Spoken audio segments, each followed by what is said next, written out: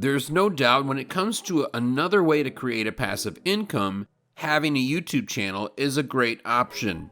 Keep in mind, there are a lot of things to consider, but it may be very well worth it if you put in the effort. After all, nothing comes without a little bit of work. If it's your first time here, welcome to the channel Side Hustle Pursuit, the channel that shares different options in order for you to find the right side hustle. Now back to the video. In order to put that car in motion, let me address 3 things you need to pay close attention to in order to get your channel monetized. Starting with number 1, monetization requirements. It takes 4,000 hours of watch time plus 1,000 subscribers to get monetized.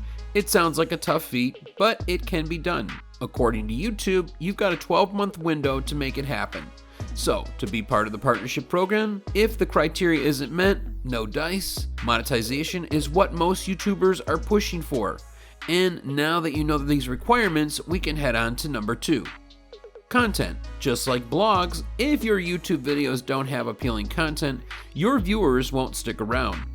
It may take a while to figure out the type of content you want to focus on, but see what's working well for others. Keep it simple. If it's golf you like, check out the most popular golf YouTube channels. If it's recipes you like, find out what channels do the best in that category. But you still need to find your space. What do you know a lot about? What are people searching for on YouTube right now? These are questions to consider when approaching new content and video creation. You need to think about content strategy. Never go into it just making a bunch of random videos that have nothing to do with your niche as a whole. Take the time to create your first 5 videos, not only based on your niche, but 5 questions you can answer about it. This will increase your odds of being found. And as you keep answering questions, your viewer may feel inclined to watch more. So, think about it. What could start as a hobby could essentially turn into a serious business.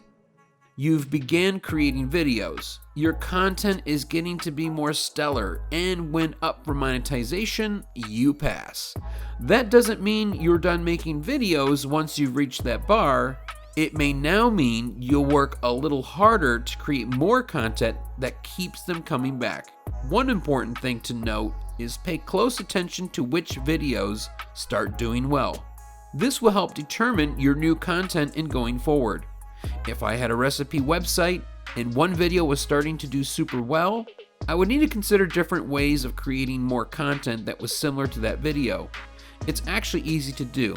So, let's say out of all the recipes on my channel, anything with apples is going through the roof. I've done recipes for burgers and fish, but anything with apples is exceeding all the views. I need to think about different recipes using apples. But even more so, recipes people may not have thought about with using apples. Some of this is learning what your audience is in tune with as well. You get better as you go along. If they find value in your content, this will give them enough reason to subscribe. If they don't find value or enough value, they may not subscribe. This is the key to driving it home. When they subscribe, that tells you they want more. So if your apple recipes are taking off and your subscriber count is going up, well, I don't need to tell you about them apples. Those are working. You are the creator. Think about your audience and make sure it still aligns with what you still enjoy doing. It may sound a little old school, but grab a pen and paper and start writing ideas or bullet points down that you may want to expand on. You'd be surprised what can come from your mind to paper. Take those ideas and expand on them individually. I'll give you one more example. Let's say your channel's about fishing. I would write down everything according to keywords that stick out. Things like fishing boats, fishing lures, fishing poles. You get the point. Now, pick one and expand on it. Let's say fishing lures. Maybe dive deeper into a fishing lure for a specific fish. You could very well put together niche-specific videos. For instance, the best lures for catching walleye, the best lures for catching smallmouth bass, the best lures for catching carp. Start observing which are doing the best. If it's the best lures for catching smallmouth bass, I might create 2 more videos on the subject, like the best lures for catching smallmouth bass on a budget, or the best lures for catching smallmouth bass in a small lake. You can see how the keywords change up the content, but increase your chances of a potential visitor watching more of your videos.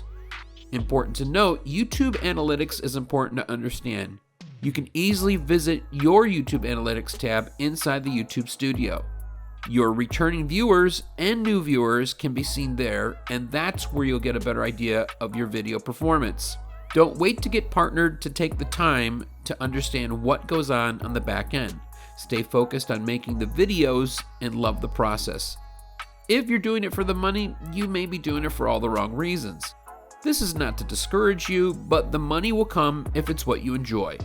But if your main focus is Benjamins, you may want to rethink having a channel. Bottom line, enjoy the ride. Number 3, the ways to get you there.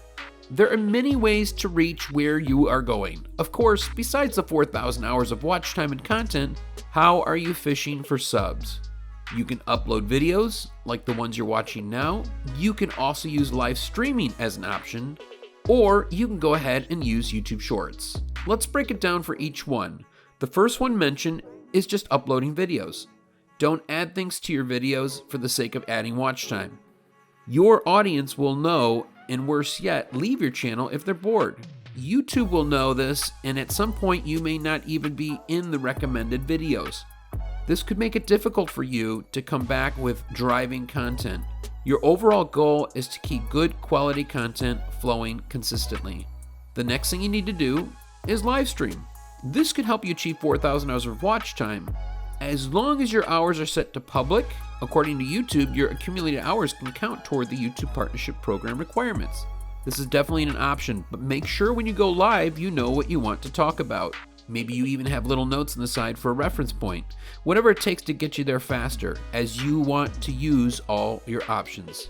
Let's talk YouTube Shorts. Here's the great news about using this feature. Making the best shorts can essentially get your channel go big with something viral you put out, hence a new subscriber. Now, keep in mind your short is not counted as into the watch time toward your 4,000 hours. However, don't be discouraged. As mentioned before, if someone digs your content, they sub. So let's sum up the video. Besides being passionate about the topic at hand in relation to the content you need, these are the things that will get you monetized. I want to thank you guys for watching the video, and be sure to subscribe to the channel for more Side Hustle Pursuit, and remember to take life by the horns. It's your rodeo. See you soon.